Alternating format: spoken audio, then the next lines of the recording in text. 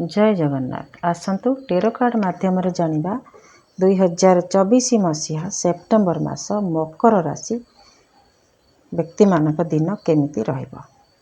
मकर राशि पई कौन फलाफल टेरो कार्ड माध्यम जानिबा। वर्तमान देखिबा एबे परिस्थिति केमिति अछि, करेंट सिचुएशन केमिति अछि। मकर राशि। जय जगन्नाथ।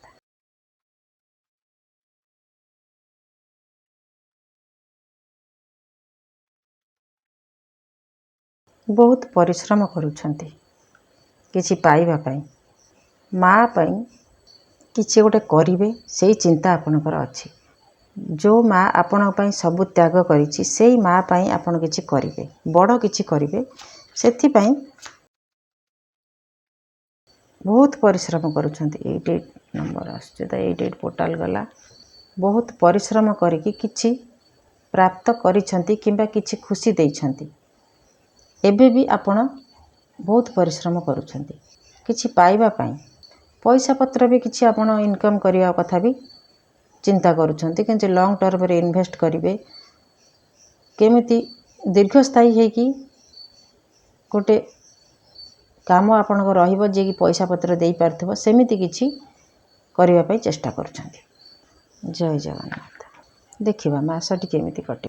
जय जगन्नाथ। मकर राशि।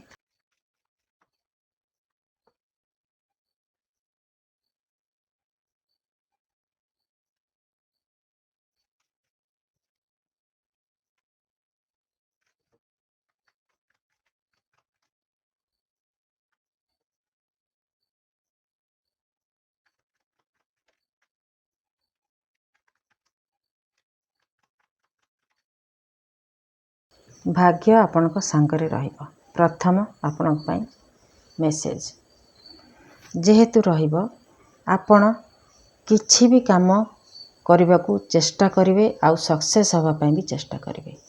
मोटा मोटी कार्ड कहूची किछि व्यक्ति अविवाहित व्यक्ति, विशेषकर अविवाहित व्यक्ति पई बेसी टिके मेसेज आसुची। अविवाहित व्यक्ति लव रिलेशन रे अछंती, जी कि कथा आगो को बढ़ुची विवाह परिणत हो पारे, सेथिपई योजना भी प्रस्तुत एबेठार होउची।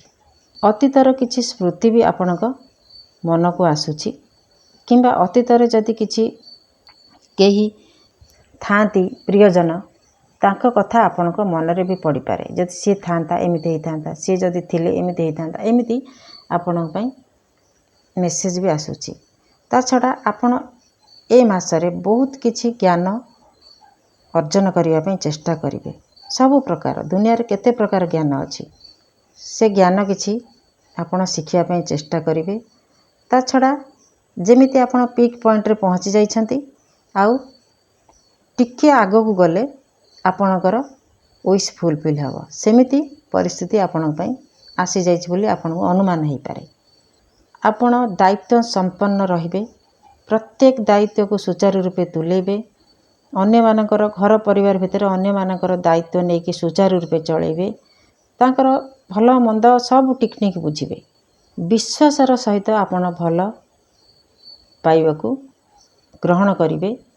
आपण मनरे एमिति विश्वास आसीबो जे जे निच्छक प्रेम करिवो से निश्चित भाव रे जितिबो, एमिति गोटे आपणकर दृढ़ विश्वास रहिबो।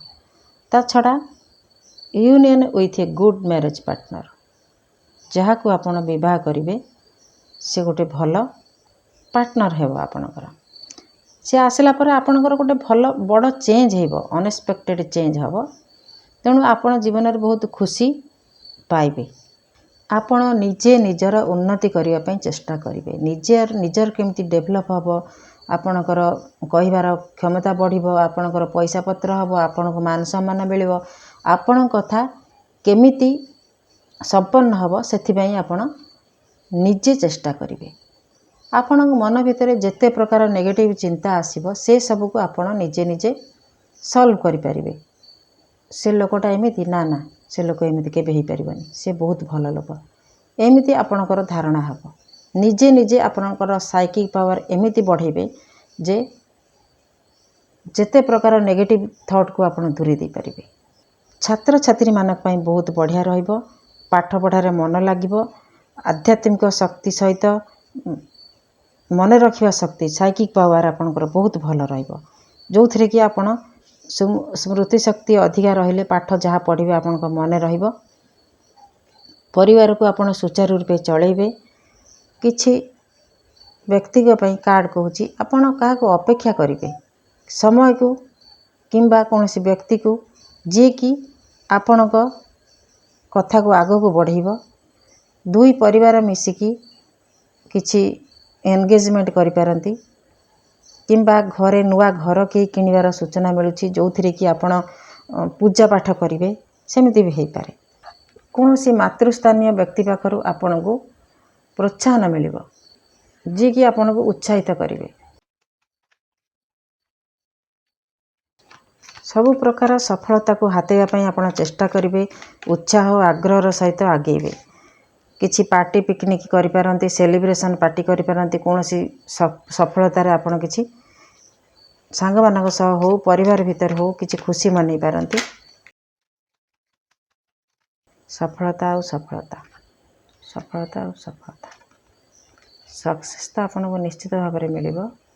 ବେଳେବେଳେ ଆପଣ ଅତୀତକୁ ଜାବୁଡ଼ିକି ଧରିବେ। କୌଣସି କଥାକୁ ନେଇକି ରିଜିଟ୍ ନ ହେଇକି ଟିକେ ଫ୍ଲେକ୍ସିବୁଲ୍ ହେବାକୁ ଚେଷ୍ଟା କରନ୍ତୁ। ଖୋଲାଖୋଲି ମିଶିବା ପାଇଁ ଚେଷ୍ଟା କରନ୍ତୁ। ପ୍ରତ୍ୟେକ କଥାରେ ଯେମିତି ଜାକିଜୁକି ହେଇକି ନା ସେ ଲୋକ ଭଲ ନୁହେଁ, ମୁଁ ତା ସାଙ୍ଗରେ କଥାବାର୍ତ୍ତା କରିବିନି, ଏମିତି ନ ହେଇକି ଆପଣ ଅତୀତକୁ ଭୁଲିକି ଆଗକୁ ବଢ଼ିବା ପାଇଁ ଚେଷ୍ଟା କରନ୍ତୁ। ହୁଏତ ସେ ବ୍ୟକ୍ତି ଆପଣଙ୍କ ପାଇଁ ଭଲ ସାହାଯ୍ୟ ଆପଣଙ୍କୁ ଆଗକୁ କରିପାରେ କିମ୍ବା ଆପଣଙ୍କର କାମ ତା ପାଖରେ ପଡ଼ିପାରେ। କୌଣସି କିଛି ବଡ଼ କାମରେ ହାତ ଦେଇକି ଆପଣ ପଇସା ପତ୍ର ପାଇଁ ଏପଟ ସେପଟ ହେଇପାରନ୍ତି। ହେଲେ ବି ପରିସ୍ଥିତିକୁ ଆପଣ ସମ୍ଭାଳି ନେବେ ଆଉ ଠିକ୍ ଠାକ୍ ମାସଟି କାଟିବେ। ଇଏ ରହିଲା ମକର ରାଶି ପାଇଁ ସେପ୍ଟେମ୍ବର ମାସର ଫଳାଫଳ। ଜଗନ୍ନାଥ ମଙ୍ଗଳ କରନ୍ତୁ, ମାସଟି ଶୁଭମୟ ହେଉ। ଜୟ ଜଗନ୍ନାଥ।